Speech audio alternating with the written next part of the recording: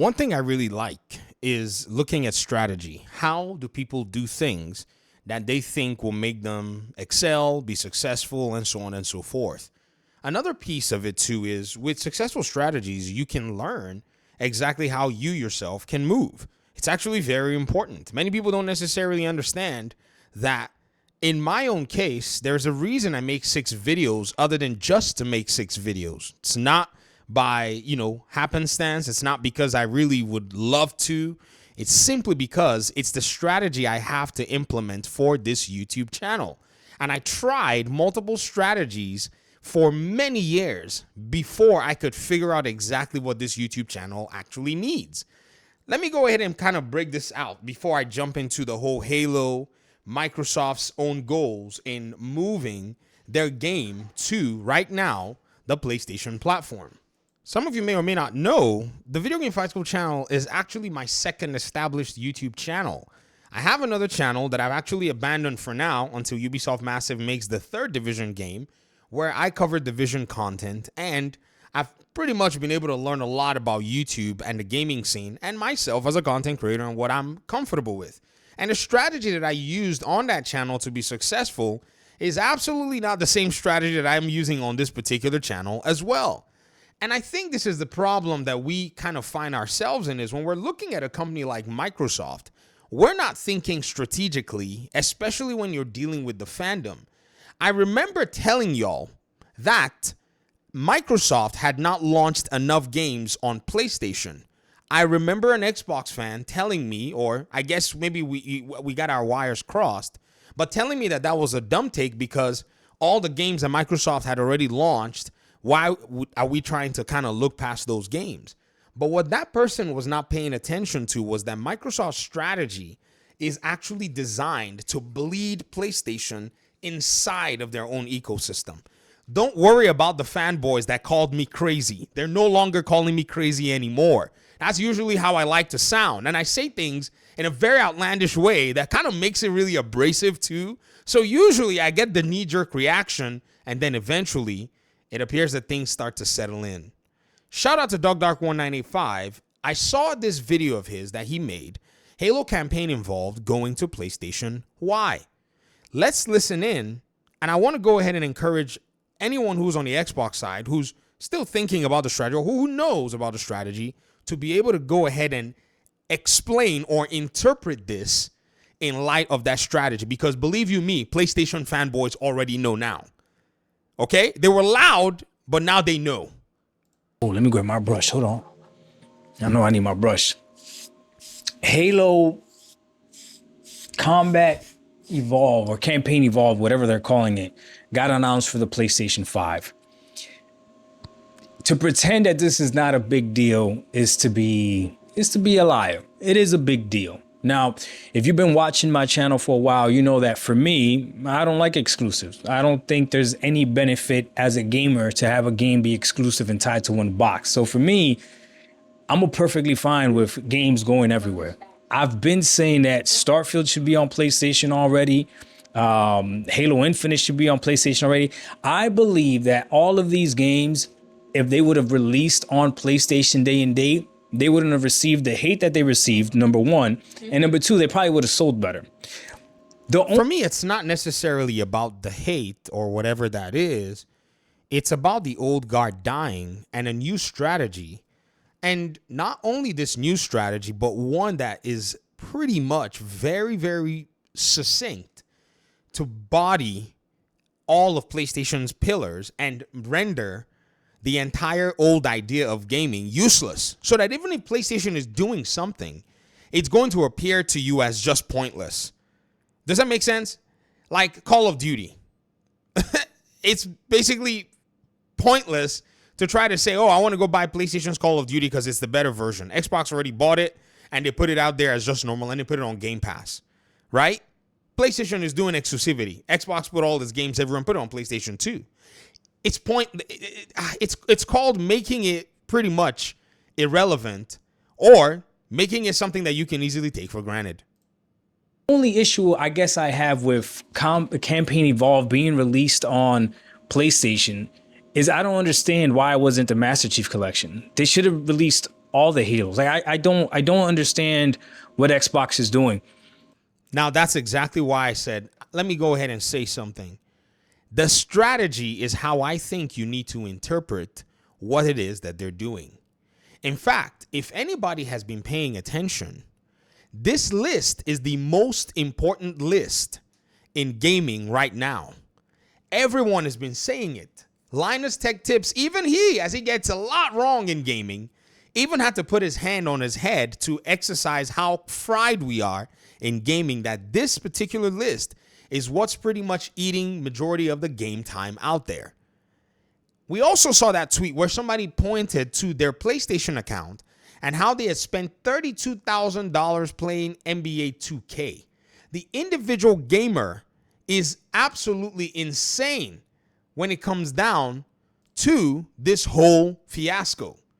And I have to tell you, ladies and gentlemen, if you're not looking at this list strategically, you're going to miss out on everything that Xbox is doing, because they've been making their way into this list slowly but surely for a number of years now and have stayed there with Minecraft. It's not just, oh, one thing, two things. No. Minecraft had always been their entry point into this. PlayStation is hoping to stay in this list somewhere, somehow, and PC is carrying it. I put it on Twitter the other day that PC has been carrying Helldivers 2. You should have seen PlayStation fanboys. And I'm laughing going, bro, PC is objectively carrying Helldivers 2. But many of these PlayStation fanboys, they don't know it. They're over here fighting some console war. They should have learned from Gears of War Reloaded. Gears of War Reloaded released on PlayStation. It did okay, I guess, but why didn't they release all 3 Gears, the complete edition? That would have... Doc, that's not the play, in my honest and humble opinion. The play is that they make it into this list. Introducing Halo, introducing a Gears Reloaded game into the PlayStation ecosystem is preparing groundwork for much major releases on the live service side that will go day and date into the PlayStation ecosystem as they try to secure their way into more games from Xbox as a publisher being on these lists. Matt Booty right now is getting dragged online. What did he say? He said something that we all knew as far back as last year. He said that the attention right now in terms of competition is between Microsoft and TikTok. He said that. I don't know if many of you were paying attention, but this is the problem with the conversation. Nobody pays attention. Matthew Ball went ahead and did this early this year. He made a presentation about 200 pages or 200 slides long that he titled The State of Gaming in 2025. After putting out all of the different pieces, consumer spending, the games that are making it up there, he also talked about the challenges and a lot of what's going on in terms of the gaming industry. And one of the things he put out here was social media, TikTok, and some other pieces that are battling against the traditional video game paradigm. I cannot believe that these are, you see, having a Twitter account doesn't mean that you are aware of what's going on. You should see people in the comment section dragging this man and rolling their eyes when even PlayStation is feeling the same effects. Look at it here. Free to play, live services, cross-platform gaming, social gaming services like Roblox and such, which he points out here.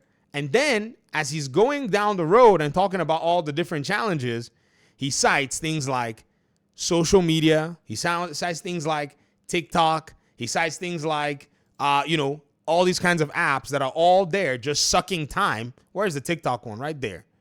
Yeah. Daily hours of TikTok use among U.S. adults. Look at it right here. Look at how much it's grown from 2019 to 2024. Ladies and gentlemen, the man is not being silly. He's not being facetious. YouTube, you're here right now, aren't you? What game are you playing? Some of you are probably gaming, but you're listening to me over YouTube, aren't you? Isn't it crazy that when he says it, these people roll their eyes and they're like, oh, you just can't compete. My dude, if your guys are worrying about whether or not Xbox is going to spend PlayStation out of business, they've already done it. If you're wondering whether they're going to bleed PlayStation from within, they've already done it. The strategy is more than just a Halo game. This Halo game is an advertising game. It's a marketing game. They're going to put this Halo game under R&D, development, and marketing budget. And then my guess, and this is my guess, is that they're going to get out there and they're going to go ahead and make a multiplayer Halo game that's going to launch day and date on PlayStation so that they can achieve more and more presence within this list overall. The one thing that PlayStation is finding it hard to do, it not only has to contend with third-party developers, it also has to develop with the biggest third-party publisher in that area on its platform. You don't understand that Xbox has looked at the PlayStation and said, how many consoles are you selling? We're going to siphon significant sources of revenue from that ecosystem. That's the strategy. If that's not, I mean, like, if you're still doubting that there's any mildness or maybe there's some reserve to the strategy, then you're probably not going to understand why they did not make all the other Halo games or why they did not do the other Gears games on PlayStation.